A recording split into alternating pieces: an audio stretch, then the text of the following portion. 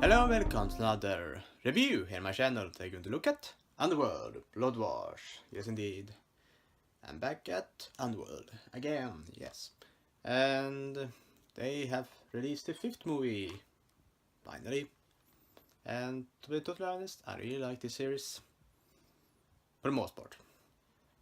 Yeah. It's fun action. But is the 5th one fun action? Let's see, basically.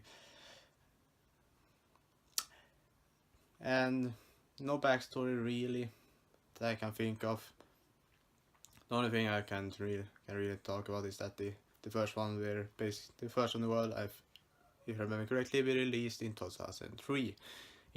This was released in 2017, so the series is rather old. So yeah, let's just jump right into it. Underworld Blood Wars are set a small time after the 4th movie, which is Underworld Awakening. Essentially, the entire movie is set around the character of Eve, which is Celine's daughter, essentially, which is played by Kate Beckinsale. Celine, which is played by Kate Beckinsale. If I remember correctly, her character is named Celine. Anyhow, the entire movie is set around them trying to get the blood of her daughter Eve, and she's trying to fend off these enemies, essentially. For the most part, it is the Lycans that is the enemy that is trying to get the blood in order to get stronger, and they are at the same time trying to wipe out the vampire race, essentially, one clan after another. There are only 2 clans later on left, and that is a northern clan and an eastern clan. The eastern clan, if I remember correctly. We will see her. She seems to have been exiled in the previous movies, so they don't really want to get her back in there, but one of the leaders of the eastern clan wants to take her in order invite her back to the clan in order to help them train the vampires in order to get them stronger and in order to essentially fend off the Lycans. And they agree, they take their some backstabbing and etc. And it ends up with them with this bad member of the clan trying to tap Celine of her blood in order to drink it and get stronger. It's all about everyone wanted to get stronger in this movie, essentially. The Lycans leader, which I don't remember the name, sorry for that. He wants Celine's daughter Eve, essentially her blood, in order to get stronger, because she's a half vampire, half Lycan, a hybrid, if you want to call it. And that is for the most part the entire movie. For the most part, this storyline is a little bit, or actually interesting for the most part, but the one big problem I think this movie have is that they never show this Eve character.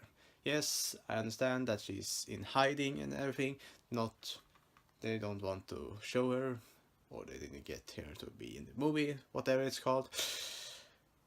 It just feels a little bit weird that the entire movie is about her daughter Eve, and she isn't even in this movie. So yeah. That is one of the grips I have with this storyline. Otherwise, I really think it's interesting for the most part, even though it has some plot holes, such as why did the Lycans attack the Eastern Clan when previously they were not strong enough to do that? Because they whooped their ass. The characters in this movie are essentially really interesting at the same time, for the most part. And the best character could probably be the guy that is helping Celine. He is played by the actor that played the male love interest in the Divergent series, essentially. I can't remember his name in the movie or in real life, sorry for that. But he's the best part of these movies, and we also have the Game of Thrones old guy, the Lannister Tywin. He played Tywin. He's amazing as well, but he isn't that long in this movie.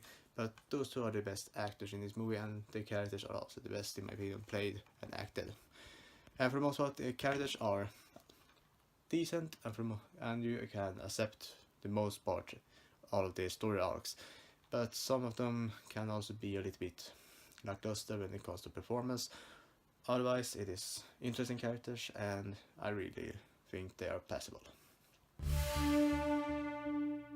The effects in this movie are for the most part really good, but one big problem I had was the beginning part, which were essentially a sped up, slow-mo kinda effect that I didn't understand why they had that, because that wasn't used for the most part throughout the movie after that scene, so I don't know why they just had to have it in the beginning.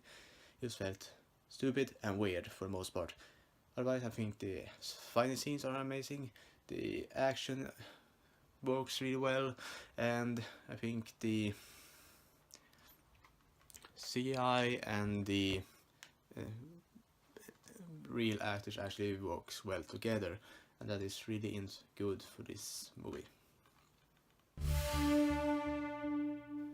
The environments in this movie are excellent in my opinion. We have cities, big houses, we have train yards, we have northern mountains, castles. We just are on a big array of different environments. I really like that about this movie. It moves around, and that gives you more of an eye on how the world actually looks and works, essentially. And I really like that. Underworld Blood Wars are for the most part an interesting and passable action movie, but it has several plot holes that I think are just stupid, and why they essentially decided to just go with it, such as not including the Eve character, and one of the main plot points, that is the Lycans can't attack the Eastern clan before they have Eve's blood, but they attack him anyway because they don't have Eve's blood. Stupid.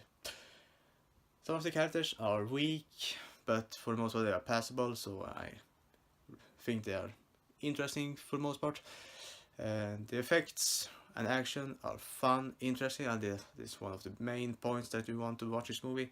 And also the environments are great. But overall, this movie is just a passable movie and not that great for the most part, but it is a fun action movie that just looks and feels like an Underworld movie.